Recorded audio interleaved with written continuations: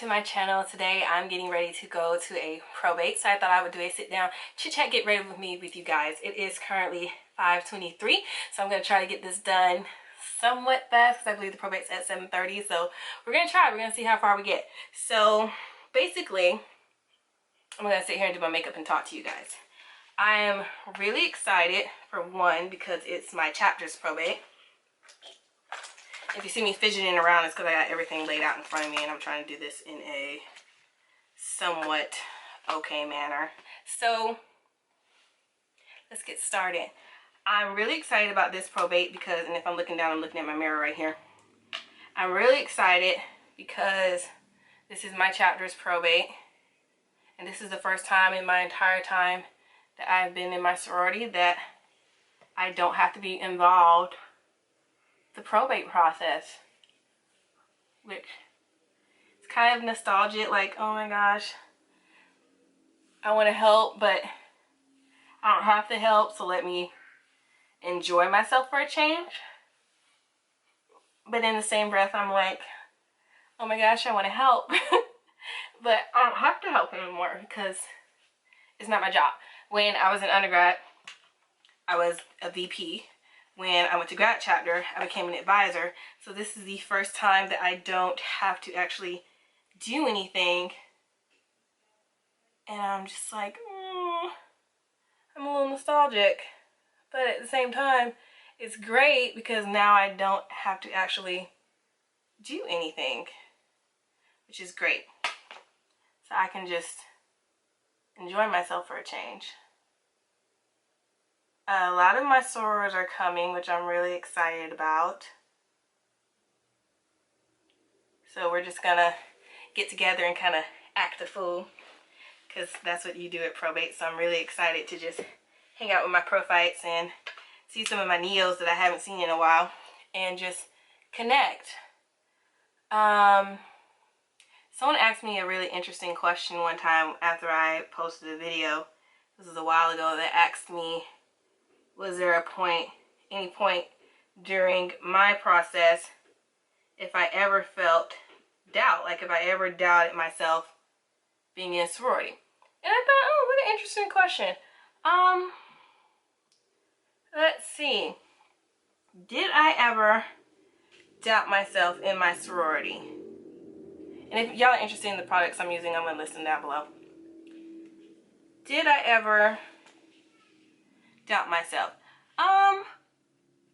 Not really. I think the only point where I doubted myself was probably the part where we had to do the actual probate. Because believe it or not, as outgoing as I am, and as much as I stand out now, like if someone asked me to do a show, I would do it now. In the past, when I first joined my sorority, that was not something that I was interested in doing. And I talked about that a little bit when I was talking about things not to say to your DP video, which I'll link somewhere in here. But I didn't want a probate. Believe it or not, I did not want a probate. I was okay with not doing anything, just coming out, because sometimes when you don't have a probate, you come out by other means. Some people back then, because we didn't have YouTube, or it wasn't that popular back then, when you come out basically on Twitter or something. I was totally okay with that. I was like, we can just come out on Twitter and be good, because that part didn't really matter to me. Being in a show did not matter to me. But what I had to realize at the time was, when you're in a sorority, when you have line sisters, and when you have people that are supposed to be, you're supposed to be one, all your decisions have to be the same. My watch was recording what I was saying. All your decisions have to be the same. So because my line sisters wanted a probate, I therefore wanted a probate. So I wasn't going to be the one to mess that up for them, simply because I didn't want to do it. That's the kind of person that I am. A lot of people aren't like that when they join a sorority. A lot of people are selfish, and you're not supposed to be selfish when you join a sorority. It's supposed to be all for one and one for all type stuff, but people aren't like that. People aren't going to sacrifice for the greater good or sacrifice for your chapter if they just want to do what they want to do. I am going to try this eyeshadow that I got from Kat Von D and see how this goes on. When I tried it on, when I first looked at it, it's translucent, but when you put it on, it matches your skin tone. Hang on. So, see this? Right? Jesus. Look at this. It doesn't show up really good on camera, but on me, it's like a bronze. See if you guys can see that. So it's not white, it turns into a bronze color, which I think is really cool. So we're gonna try this on my lid. See how this goes. I'm just gonna lightly dust this on. This is on my lid. Oh, ooh.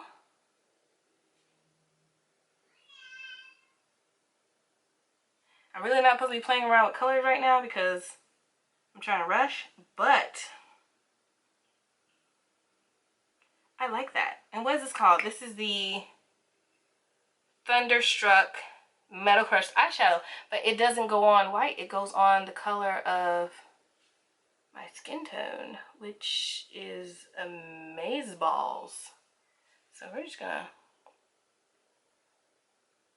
put that all over.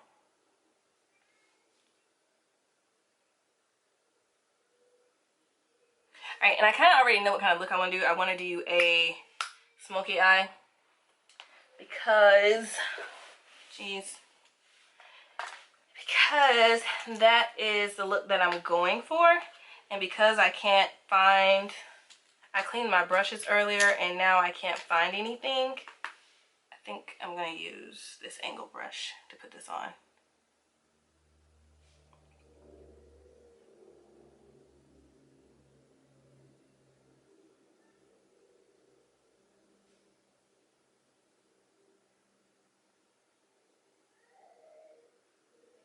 If you hear a baby crying, that's Olivia. She and her mommy are getting ready to go, and I don't think she wants to go.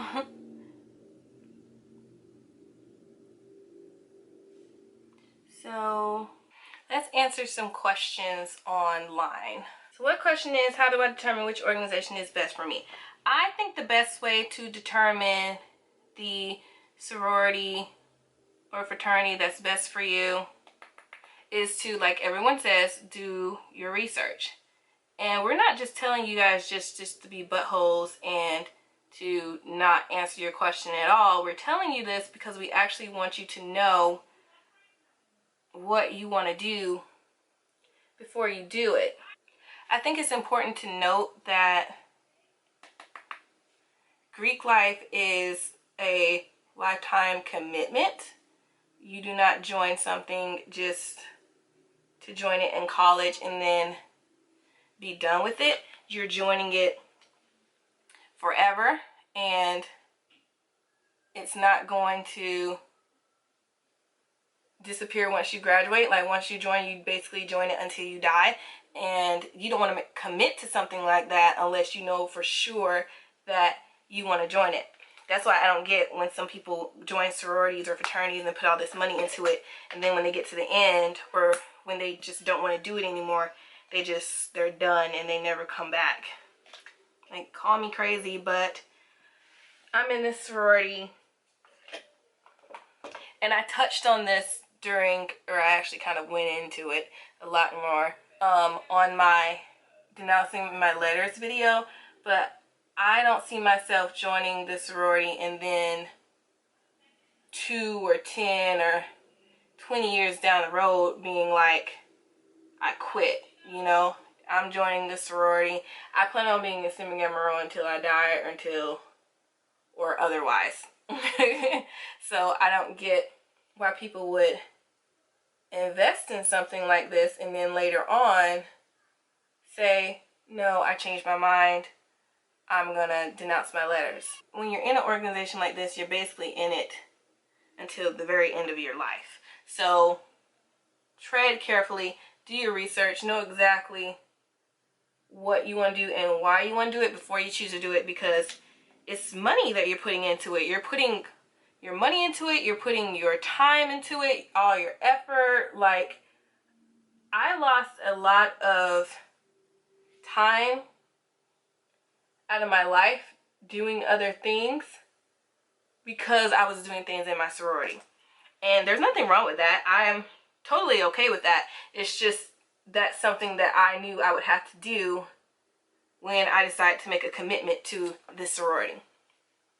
Next question. How much time did your sorority and fraternity membership require?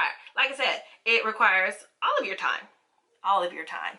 There's no moment in a sorority where you can just put in a little effort and that's all you have to put in. No, you put in all of your effort and all of your time, which is why a lot of them will ask you how much time can you commit before you actually join. So just bear that in mind too when looking to join an organization, that you're going to have to devote all of your time to it. Weekends, Friday, Saturday, Sunday. I actually had somebody ask me one time, they had a family and they wanted to join a sorority in grad chapter. They weren't, or in undergrad, and they were basically a working adult. Getting their bachelor's degree, which I think is awesome in itself. But she was basically asking me what type of time would she have to devote to the sorority, and I was telling her, I told her the truth. I was like, well, because you have a family, you might want to take that into consideration before you join, because in undergrad, maybe not so much in grad chapter, but in undergrad, they require you to basically devote weekends, which is Saturdays and Sundays, they require you to devote that time to the sorority. You have to do community service. You have to go to church sometimes when we have Sunday services for our events. We go to church. So some of those things are required when you're in undergrad. More so in undergrad than when you're in graduate chapter, but you still have to devote time in graduate chapter too, because we work during the week. So weekends are usually when we do things. So bear that in mind when you want to join an organization. Next question. What are the practical benefits of membership? I think the best benefit of it all is the actual networking that you get out of it. So many of my opportunities in life have come from me just being in my sorority that I'm in, be it me getting a job or me meeting someone or me getting a particular position somewhere. It all came from me being in the sorority that I'm in because I had sorors in that same field. So it was really beneficial to me to be able to do those types of things because I was in a sorority. Another benefit that I think is great is you meet people from all over your nation, and not even all over your nation. If you're international, you'll meet people all over different countries as well. I cannot stress to you guys enough how beneficial it was to me to have sorors in other countries when I traveled, because it just gave me an opportunity to know someone and to better understand another person's culture because I had a soror in that area.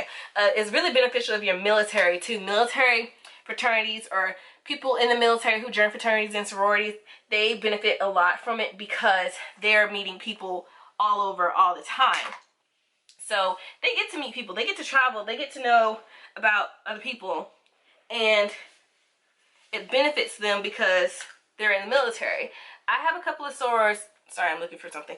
I have a couple of sorors who lived in other countries like South Korea when they joined Sigma Gamma Rho, and they loved it.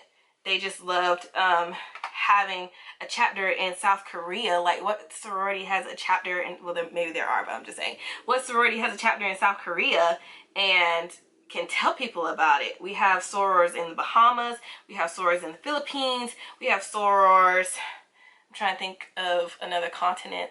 We have sorors in Europe.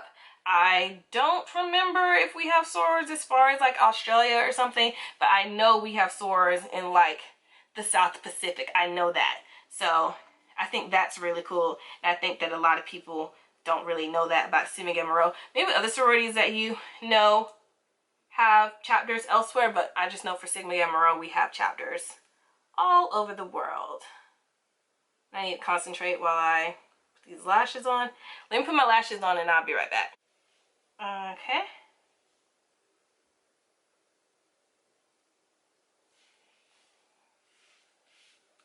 Next question. Can Greek life, or how can Greek life help me succeed academically? Now, I'm not going to say joining Greek life is going to give you a GPA boost, because it's absolutely not. We're a scholarship organization, but we do not necessarily, if you join us, we're not going to raise your GPA.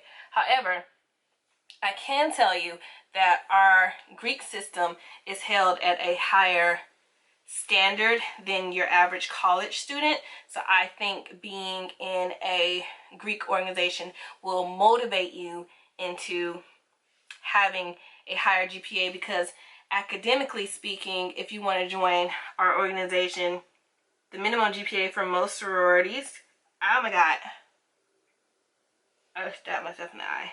The minimum GPA for most sororities is a 2.5. Some of them are as high as a 3.0 GPA. So if you're already not around that range when you want to join, then I recommend you get as close to that GPA as possible, or even exceed that GPA, because we're not looking for people who can just meet the requirements. We're looking for people to exceed our expectations. That's what attracts us to people who want to join, are people who exceed our expectations and who maintain those high standards. So if you can obtain a higher GPA, I would highly recommend doing that, because that's what's going to attract us more, not you just meeting the bare minimum requirement. What am I missing? I need to move the stuff that I've used out of my way. I'm confusing myself. Okay. We also highly recommend that you study. Like, being in an organization, we pretty much promote scholarship. That's one of the basic foundations of all organizations, is scholarship. So when you join, it doesn't mean that you stop being scholarly. Like, if anything, you should be more scholarly, because there are other people being scholarly with you. So you want to make sure that everyone is doing well and that we are all succeeding together. Like, my sorority, we used to have study hours, and we would study on particular days together, or we would just have like minimum hours that we'd have to complete a week of studying, where we just study, and we have to do it on campus. Like, you can't study at home, you have to study on campus, because that's your, I guess, your best motivation, I guess, is when you're already on campus, you're already going to be motivated to study instead of waiting until you get home. So we would have, I think, 12 hours a week to study on campus, and then the rest is just whatever you decide to do. But on campus, you had 12 hours that you had to dedicate 100% to studying. And I let my sister borrow my concealer, and I need to figure out what I'm going to use to conceal. I use my MAC, but I need to find something else. Next question. What is hazing, and is it something I should worry about? Yeah. Hazing is any type of activity that makes you feel uncomfortable. It's anything that, actually I need to use my brush. It's anything that causes you to, anything that causes physical or mental harm, I guess would be the technical term of it. So anything that just puts you out of your comfort zone would be considered hazing. So if you, say you're an interested member, say you're in the process of joining an organization, and your membership chair tells you, okay, you're basically going to be in this process now, but there is a different process that we want your full commitment to. Are you committed to doing it? That's basically like code for, we're going to do the official stuff, but when people aren't looking, we're going to haze you. That's basically what that means. And you guys need to be able to recognize what the signs of hazing are, because I don't want you guys to get caught up in that kind of stuff. Hazing is illegal and it is frowned upon by everyone. It's not just illegal for Greek life, it's illegal for what do you call it, intramural sports. It's illegal for NPC and IFC. Like, it's illegal everywhere, and anyone that tells you that it's not is an idiot, because if you look it up it's illegal everywhere. I don't know any Divine Night organization that says hazing is okay. So if your DP is telling you that, even the phrase DP for my sorority is referred to as some form of hazing. But the reason why I use it for you guys is because a lot of people, like, they understand that term. So if I use it, I'm just using it as a point of reference for you guys. I'm not using it to insinuate that my sorority does that, because we don't. That's just what everyone's most familiar with on YouTube. A lot of times you'll hear me say membership chair, because that's what I was taught. I was taught membership chair. That's the formal way of saying it. And that also doesn't implement hazing. That's the official phrase. But I use hazing, I use DP because that's what everyone's familiar with. A lot of people aren't. Or a lot of people have different names. Or some people are okay with using DP for their organization. My sorority is not okay with it. But for you guys, I use it just for your understanding. So, even if you're not in the sorority yet, even if you are interested and they're like, okay, you're interested, meet me at my house or meet me at this address at 10 o'clock if you want to join, and then you get there and it's like 10 other people there asking you a million questions, that could technically be a form of hazing because it's not an official process. But some people will argue that if the person's not uncomfortable in any way, it's just people gathering and asking a bunch of questions. But I think it could be nationally or legally, it can be considered as a form of hazing because it's not something that's been nationally sanctioned. Like, they don't sanction you to meet people at an address at a certain time and be bombarded by a bunch of other people. Like, they don't sanction that. I'm just going in with my Smashbox because I let my sister hold my favorite concealer. So hopefully this isn't too golden on me. What was the other part of that question? Is it something you should worry about? Yes, because it's illegal. So yes, you should be worried about it because they shouldn't be doing it. And if you ever want to know if a sorority has broken that sanction, there is a bill that passed. I can't remember the name of the bill, but there have been so many issues with people dying from hazing that a bill was passed where if a formal complaint has been placed against an organization, it has to be reported on that school's Greek life page. So if you ever want to know if the chapter that you're interested in has been involved in hazing and you're concerned, then I recommend going to that Greek life page, going to their Greek life page and looking up that organization. USC has it listed from when I was in undergrad, all the chapters that have ever been involved in unsanctioned acts, what those acts were, how were they reprimanded, how they had to pay restitution. All of those things were listed on that website. It's available to parents, students, faculty, staff, like anybody can see it. It's not hidden information. So if you're ever wondering, that's where you can find that information. Next question. What is the new member process? Each organization has their own name for their new member process. We generally call it intake. But if you want to know specifically what chapter or what organization calls it what, you can just go to their national website to see what they call it. My organization's process is listed.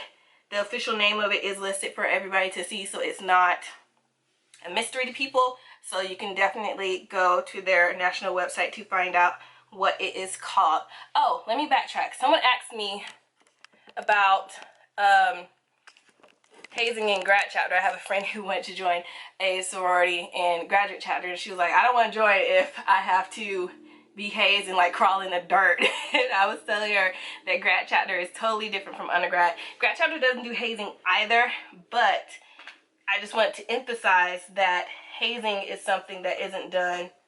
Where is my powder? hazing isn't done in the graduate chapter either. If they did, then that would be a big issue too, because they're not supposed to be doing it at all. So if it's being done in a graduate chapter, that's absolutely not good. Next question. Let me put my powder on. Next question. I'm still interested, but I'm not sure what I want to do. Take your time. Like, you don't have to join. A lot of people whom have reached out to me, they weren't sure if they were ready to join the organization, but they heard that the organization was going to have a line soon and they didn't want to miss out. I tell a lot of people who don't necessarily want to miss out, it's okay to not join at this time. I always tell people to make sure that they do what's right for them. Like, organizations are always going to be there. I don't ever see a day when they're going to completely disband NPHC and everyone loses their credibility. I don't ever see that day happening anytime soon. So whether you join in undergrad or graduate chapter, just make sure that it's a right time for you to join. Don't rush into it just because you think this is your only chance. There are going to be plenty of chances for you to join an organization. So don't let that be something to kind of force you into it. And then you also want to make sure that you're doing your research before you join, because you want to make sure that it's absolutely the right time. I wanted to join my sorority when I was a freshman. My second semester freshman year, I wanted to join my sorority. They had a line. I totally missed it. But looking back, I think that it was all God's plan, because if I hadn't waited, I would have rushed into it and I wouldn't have been in the position that I'm in now to accomplish the things that I'm accomplishing in my organization. And I think that it's great that I waited until the last minute, because, or not the last minute, I'm glad that I waited until I knew for sure that it was the right time for me. Spring 2012 was exactly the right time for me, because when I got ready to cross,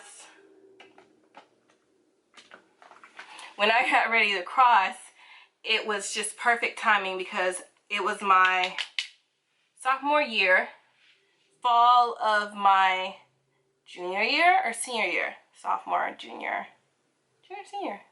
Fall of my senior year. No, fall of my junior year. Wow. Fall of my junior year, I went to Europe. And it worked out perfectly, because I got to do all the things that I wanted to do in undergrad before having to go to Europe and having a totally different experience up there. So it was absolutely amazing that I got to join my sorority at the time that I joined, because it just opened the doors for so many other opportunities for me. I'm going to put this highlighter on and then show you guys my outfit, which isn't anything fancy. I just, goodness, I just like this outfit that I plan on wearing. So give me like 5 minutes and I'm gonna do my hair and show you everything. But I hope you guys enjoyed this portion of the get ready with me. I will be right back. Okay guys, so this is basically the finished outfit. I went ahead and put on some black lipstick. It looks kind of glossy right now, but I put on some powder to like mattify it because it was looking really glossy. But I went ahead and did that. It was just some Wet n Wild lipstick, but this is the outfit that I'm going with. All black. We usually follow the tradition of wearing black to probates, or at least I follow the tradition of wearing black to probates because I like wearing black. But this is pretty much what I'm wearing. Lace bodysuit with a little, you know, something, because I can't help myself. And black pants. I haven't decided what shoes I'm going to wear. I think I'm going to pair this cardigan with it. Oops. This cardigan that you guys have seen before. I wore it to our charter day. I think I'm going to pair it with this just to give me, oh yeah, give me a pop of color. So I'm going to wear this waterfall cardigan, not just like this, but so you guys can get the idea. I'm gonna wear this, and I don't know what shoes I'm gonna wear, but yeah, that pretty much concludes this video. I hope you guys enjoyed this get ready with me. If you guys have any questions, feel free to put them in the comments below. Be sure to watch my probate vlog. I don't know if it's gonna be before this video or after, but watch the vlog. If you guys like it, give me a thumbs up. If you guys like this video, give me a thumbs up, and I'll see you guys next time. Bye.